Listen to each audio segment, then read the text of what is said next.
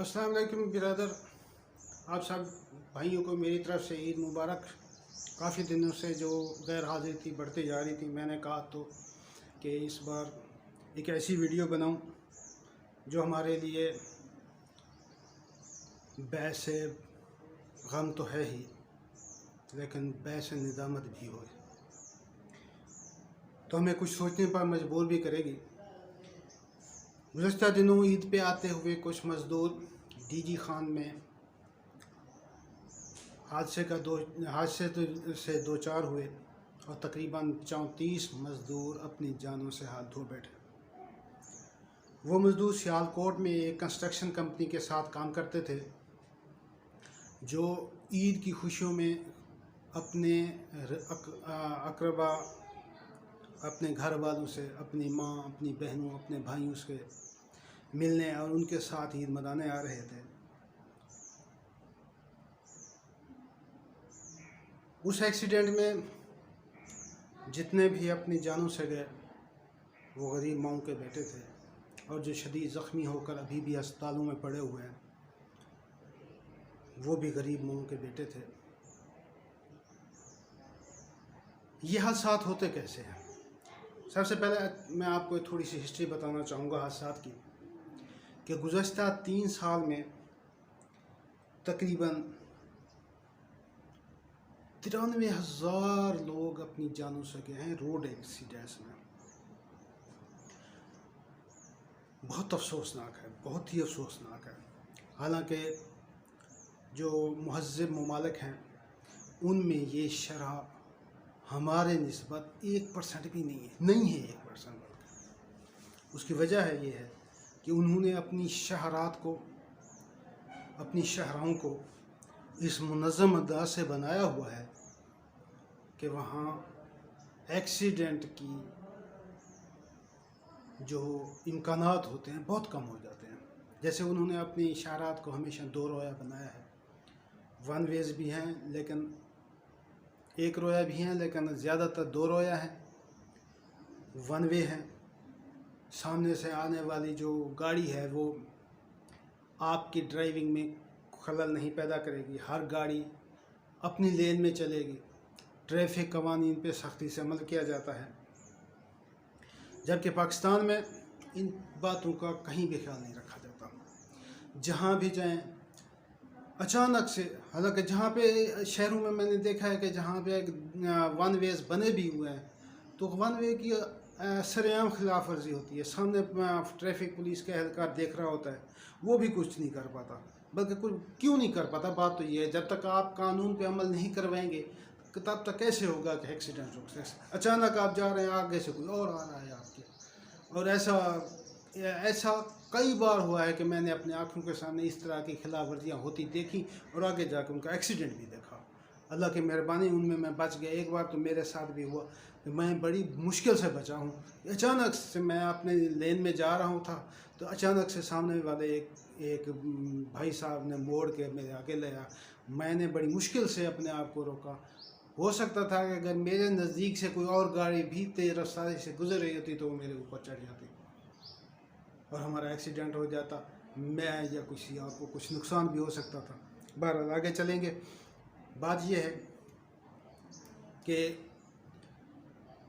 ये जो एक्सीडेंट हुआ है इसके बारे में मैं आपको बताता चलूँ। गाड़ी बहुत तेज़ रफ्तारी से थी और इंतहाई ओवरलोडेड थी। सियालकोट से और ये थी अपनी तकसीम डेस्टिनेशन डीजी खां, और आगे इसने राजनपुर तक जाना था, पहुंचने वाली थी। मेजर वो जो हिस्सा अपने सफ़र का था वो उसने तय कर लिया था। उसके अंदर जो 45 सीटर बस थी उसमें तकरीबन ज़्यादा नहीं तो तकरीबन 70 लोग अंदर, कुछ बैठे हुए थे कुछ खड़े हुए थे। इसी तरह छत में 15-20 अफराद बैठे हुए थे। यार अफसोस की बात है, वो तकरीबन अपना मेजर हिस्सा सियालकोट से डीजी खां तक पहुंच गई थी। कहीं पे उसे नहीं रोका गया, कहीं पे भी मोटरवे पुलिस ने उसे रोका। अगर वो मोटरवे पे नहीं भी चढ़ी तो देख लें कि जीटी रोड, दीगर बड़े बड़े रोड से वो गुजर के डीजी खां पहुंच गई, लेकिन उसे रोका किसी ने नहीं, उसे टोका किसी ने नहीं। वरना वैसे तो हमारी मोटरवे पुलिस बहुत ज़्यादा अपने आप को शातिर और ईमानदार समझती है और अपने आप को ईमानदार कहलवाना पसंद करती है, लेकिन ये कैसे हो गया कि वहाँ से गुजर के ये बस डीजी खान तक पहुँच गई ओवरलोडेड। और ईद के दिनों में तो सिर्फ ये बस ये ओवरलोडेड नहीं थी, तकरीबन हर बस ही ओवरलोडेड होती है। और ओवर प्राइसिंग यानी कि ओवर ज़्यादा किराया लेने के भी जो है रिवायत आम है ईद के दिनों में। ख़ास तौर पे ईद के दिनों में जो किराया आप नॉर्मल रूटीन में 1000 रुपये पे करते हैं, ईद के दिनों में वही किराया आपका 2500-3000 कर देते हैं ये लोग। और करते फिर क्या है कि जिस बस गाड़ी में 45 या 40 सीटें हैं, वो 80-80, 90 लोग बिठा के उसमें घुसेड़ के ले जाते हैं, गाय भैंसों की तरह, बकरियों की तरह। तो वो बस भी इसी तरह सियालकोट से डी खां पहुँच गए थे। उसे हाँ, एक और मसले की तरफ मैं आपका जो है ना ये तवज्जो दिलाता चलूँ कि ये ड्राइवर लोग ईद के दिनों में चूँकि सवारियाँ काफ़ी होती हैं, तो इनकी कोशिश होती है कि एक जो है ना हम चक्कर लगा के आएँ और फ़ौरन पहुँचे, दूसरा लेके चले जाएँ।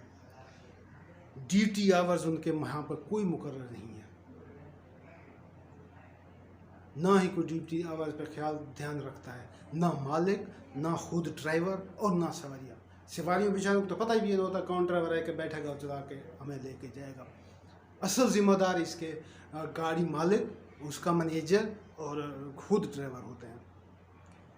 अच्छा, वो सियालकोट से डी खां पहुँचा, वहाँ पे उसने इंतहाई तेज़ रफ्तारी से एक गाड़ी वाले को ओवरटेक किया। जैसे ही उसने ओवरटेक किया, सामने से ट्राला आ गया और उसमें साइड से लग गया। हालांकि उस ट्राले वाले से फेस बाई फेस नहीं लगा, लेकिन थोड़ा सा पीछे की तरफ जो ट्राला लगा होता है उसमें जाके घुसेड़ दिया उसने। और एक साइड पे जो ड्राइवर साइड थी वो आधी से ज़्यादा बस के अंदर घुसती हुई चली गई। और यूँ तकरीबन 100% जो वहाँ पे थे मुसाफिर वो ज़ख्मी हुए हैं। कुछ मामूली ज़ख्मी भी थे, लेकिन ज़्यादातर शदीद ज़ख्मी, और बाकी 34 अफराद जाँ बहक हो गए। मैं उन्हें शहीद ही कहूँगा। तो इसके लिए हादसात को रोकना सिर्फ हुकूमत का काम नहीं है, ये कलेक्टिव ज़िम्मेदारी है।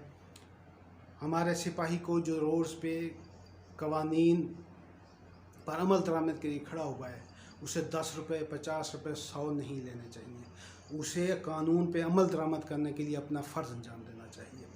हमारा जो बस का ड्राइवर है वो अपने ड्यूटी आवर्स मुकर्रर करे।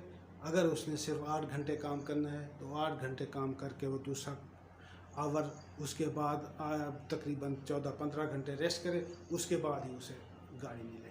इसके अलावा गाड़ी मालिक को भी नहीं चाहिए, उस मेहरान हो वो पता नहीं किस तरह कर लेते हैं, अपनी करोड़ों की गाड़ी इस तरह अपने रोड पे फेंक देते हैं। शायद कमाते मेरे ख्याल में ज़्यादा हैं इस तरीके से, तो वो फिर उन्हें फेंकना भी कोई मायने नहीं रखता। तो सबसे ज़्यादा बड़ी ज़िम्मेदारी हुकूमती इदारों की है, जो ना तो कवानीन पे अमल दरामद करवाते हैं, ना अपनी रोड्स का जो इंफ्रास्ट्रक्चर है वो बेहतर बनाने पे अमल दरामद करवाते हैं। जहाँ भी रोड बनते नज़र आएंगे उनमें करप्शन A1 तरीके से बढ़ती जा रही है। कहीं भी अच्छे तरीके से रोड नहीं बनते, उनकी मंथलियाँ लगी हुए हैं, या पर प्रोजेक्ट जो है ना अफसरान को भी मिल जाता है, ठेकेदार भी ज़्यादा बचा लेता है, और जिस सियासतदान का वो प्रोजेक्ट होता है वो भी अपनी परसेंटेज ले जाता है। बेशक लें परसेंटेज, हमें उससे कोई, लेकिन खुदा के लिए उस प्रोजेक्ट को तो अच्छे तरीके से मुकम्मल करवाएं। क्योंकि आपके पहले भी अगर एक चीज़ 10 रुपये में बननी होती है तो वो उसकी एस्टिमेट आपने 1000 रुपये का लगाया होता है। जो चीज़ आपकी 1 लाख में बननी होती है उसका एस्टिमेट आपके हुक्मरान या अमले ने, आपके इंजीनियर ने 1 लाख रुपये लगाया होता है।